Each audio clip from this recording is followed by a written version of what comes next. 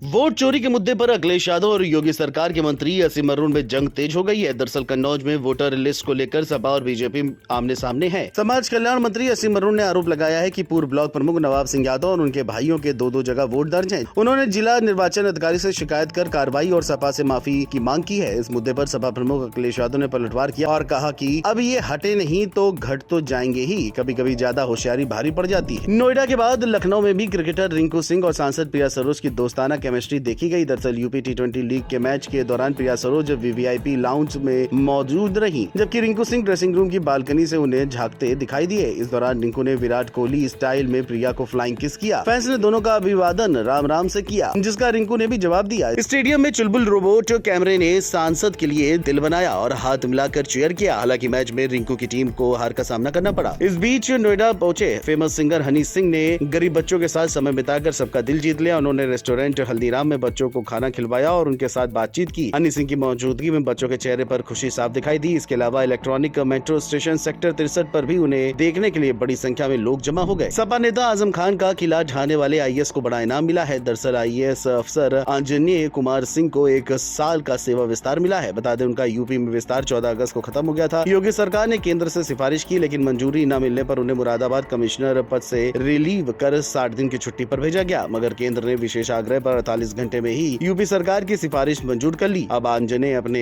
मूल कैडर सिक्किम नहीं लौटेंगे और यूपी में नई जिम्मेदारी संभाल सकते हैं। गोंडा में अनामिका शुक्ला प्रकरण फिर सुर्खियों में छा गया है। दरअसल गोंडा नगर कोतवाली पुलिस ने कोर्ट के आदेश पर बीएसएस सहित 8 लोगों के खिलाफ मुकदमा दर्ज किया है। आरोप में फर्जी शिक्षक नियुक्ति और सरकारी धन का गबन शामिल है। आरोपों में तत्कालीन वित्त अधिकारी, लिपिक, प्रबंधक, प्रधानाचार्य और अनामिका शुक्ला शामिल है। जांच में पता चला है कि अनामिका को 2017 से वेतन दिया जा रहा था, जबकि 2020 में उन्होंने खुद को बेरोजगार बताया। शिकायतकर्ता का कहना है कि बेसिक शिक्षा विभाग में एक सिंडिकेट सक्रिय था जो फर्जी नियुक्तों के जरिए करोड़ों रुपए का गबन करता था। नगर कोतवाल ने बताया कि जांच उप निरीक्षक शुभम दुबे को सौंपी गई है। वहीं इस पूरे मामले पर बीएसए ने साफ कह दिया है कि ये प्रकरण उनके कार्यकाल से पहले का है और उनका नाम अनावश्यक रूप से जोड़ा गया है। उन्होंने ये भी कहा कि उनकी तरफ से कोई भुगतान नहीं किया गया। फिलहाल पुलिस मामले की जाँच में जुट गई है।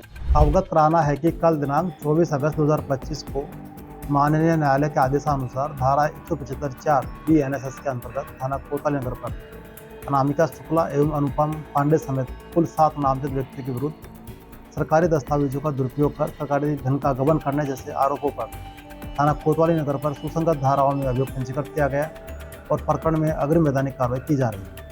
गोंडा से लोकमंच के लिए तुफैल खान की रिपोर्ट। अगर आप भी हेलमेट नहीं पहनते हैं तो पहनना शुरू कर दें, क्योंकि ग्रेटर नोएडा से आई ये खबर आपको भी हैरान कर सकती है। दरअसल ग्रेटर नोएडा के इकोटेक 3 क्षेत्र में कुलसेरा पुस्ता रोड पर एक हादसा हुआ, जहां इंस्टाग्राम के लिए रील बनाने घर लौट रहे 4 दोस्तों की नई बाइक सामने से आ रही कार से टकरा गई। सभी दोस्तों ने हेलमेट नहीं पहना था, जिसके चलते हादसे में चारों की मौके पर ही मौत हो गई। 2 घंटे पहले हमारे यहाँ 4 विक्टिम आए थे, ग्रेटर नोएडा पुलिसरा थे, जो कि देखे जाने पर पता चला कि चारों के चारों डेड थे ऑलरेडी। वो यहाँ आने से पहले उनकी मृत्यु हो चुकी थी।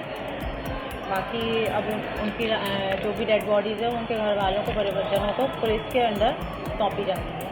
ग्रेटर नोएडा से लोकमंच के लिए विनायक गुप्ता की रिपोर्ट। खबर जौनपुर से है, जहां तेज बारिश के दौरान मछली शहर पड़ाव इलाके में जल जमाव के कारण गंभीर हादसा हुआ। खुले सीवर और नाले में फैले बिजली के करंट की चपेट में 2 बच्चे बह गए। उन्हें बचाने आए ई रिक्शा चालक भी करंट की चपेट में आ गया और उसकी मौके पर ही मौत हो गई। घटना की सूचना पर जिलाधिकारी मौके पर पहुंचे और जांच टीम गठित कर दोषियों के खिलाफ कठोर कार्रवाई की बात कही गई। फिलहाल बच्चों की तलाश जारी है। सवाल यह है कि खुले नाले और बिजली की लापरवाही के लिए जिम्मेदार कौन है। जौनपुर से लोकमंच के लिए विवेक कुमार की रिपोर्ट। ऐसी ही एक और खबर चंदौली से है, जहां बाबूरी थाना क्षेत्र के केवटी गांव में धान की फसल देखने गए किसान को बाढ़ के तेज बहाव ने निगल लिया, जिसने परिजनों में कोहराम मचा दिया है। वहीं सूचना मिलने के बाद गोताखोरों की टीम और पुलिस मोटर बोट की मदद से किसान को रेस्क्यू करने में जुटी है। बेटे उदय सिंह ने बताया कि पिता अचानक बहाव में फंस गए थे।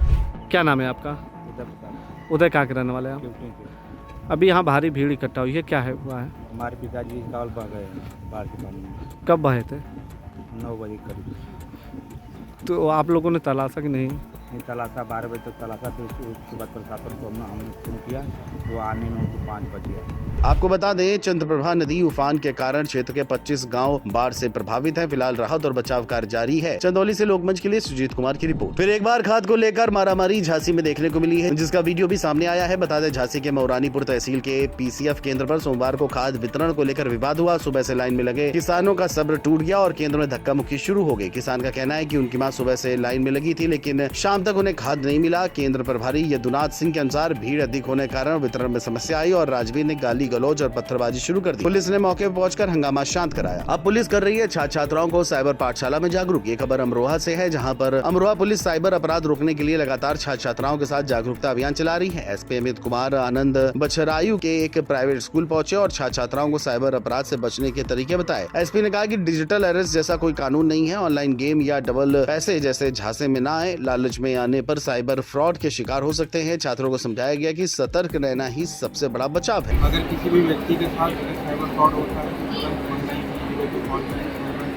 तो तुरंत ऑनलाइन करा सकते हैं कंप्लेंट के साथ ही आपका जो नियरेस्ट थाना है वहाँ पे भी अपनी कंप्लेंट दे सकते हैं। अमरोहा से लोकमंच के लिए इकबाल अंसारी की रिपोर्ट। एटा से खबर है, जहां मेडिकल कॉलेज में मरीजों की जान पर आफत मंडराने लगी है। दरअसल गंभीर हालत में पहुंचे मरीज को घंटों तक दवा और डॉक्टर नहीं मिले और जांच के लिए स्लिप भी देर से मिली, जिसके बाद परिजनों का गुस्सा फूट पड़ा। आरोप है कि करोड़ों रुपए खर्च के बावजूद स्वास्थ्य सेवाओं का हाल बेहाल है। परिजन चेतावनी देते हैं कि ऐसा हाल रहा तो मेडिकल कॉलेज से आना मौत को दावत देने जैसा होगा। एटा से लोकमंच के लिए देवेंद्र कुमार की रिपोर्ट। कासगंज से हैरान करने वाला वीडियो सामने आया है, जिसमें सहावर तहसील क्षेत्र के प्रतापपुर गाँव में लेखपाल नरेश ड्यूटी के दौरान खुलेआम खड़े होकर शराब पीते दिख रहे हैं। आसमानी रंग की शर्ट पहने लेखपाल हाथ में गिलास थामे जाम छलकाते दिखाई दे रहे हैं। ग्रामीणों ने इस आचरण को सरकारी व्यवस्था और सेवा नियमों का उल्लंघन करार दिया। वीडियो सोशल मीडिया पर आने के बाद नाराजगी फैली और प्रशासन से सख्त कार्रवाई की मांग उठी है। फिलहाल तहसील या जिला प्रशासन की ओर से आधिकारिक बयान कोई नहीं आया है। कासगंज से लोकमंच के लिए जुम्मन कुरैशी की रिपोर्ट। बुलंदशहर से खबर है, जहाँ थाना ककोड़ क्षेत्र के गड़ी ठकुरान मोहल्ले में एक विवाहिता की संदिग्ध परिस्थितियों में मौत हो गई। पुलिस ने शुरुआती जाँच में जान देने की संभावना जताई है और फॉरेंसिक टीम को मौके पर बुलाया गया। मृतका निशा सैफी महमूदपुर की निवासी है और उनकी आकिल से 2 साल पहले शादी हुई थी। वहीं पुलिस अब हर पहलू की बारीकी से जांच में जुटी है और घटनास्थल पर साक्ष्यों को सुरक्षित किया गया है। मामला थाने में दर्ज किया गया है। बुलंदशहर से लोकमंच के लिए कादिम राजपूत की रिपोर्ट। जालौन के कालपी कोतवाली क्षेत्र में हाई वोल्टेज ड्रामा देखने को मिला। प्रेमिका से मिलने पहुंचे युवक को परिजनों ने रंगे हाथों पकड़ लिया। घंटों हंगामे के बाद पता चला कि युवक फौज में तैनात है। इसके बाद लड़की के पिता और मोहल्ले के लोगों ने दोनों की हिंदू रीति रिवाज से शादी करवा दी। युवक दीपक सिरसा थाना क्षेत्र के मलथुआ गांव का रहने वाला है, जबकि लड़की दिव्या नूरपुर की है। इस अनोखी शादी का वीडियो सोशल मीडिया पर वायरल हो रहा है और इलाके में चर्चा का विषय बना हुआ है। पहाड़ों पर हुई बारिश से यूपी के कई जिलों में नदियां उफान पर हैं। प्रयागराज, वाराणसी, इटावा और चंदौली में बाढ़ जैसे हालात बन गए हैं। इटावा के चक्कर नगर तहसील में चंबल नदी खतरे के निशान से 3 मीटर ऊपर बह रही है। इससे आधा दर्जन गांवों के सैकड़ों बीघा खेत जलमग्न हो गए हैं। वहीं घाटों और मंदिरों में भी पानी भरा हुआ है। ऐसा बताया जा रहा है कि हथनी कुंड और कोटा बैराज से अतिरिक्त पानी छोड़े जाने के बाद नदियों का जलस्तर और बढ़ा। स्थानीय प्रशासन लोगों की सुरक्षा और बचाव के लिए लगातार सतर्क बना हुआ है।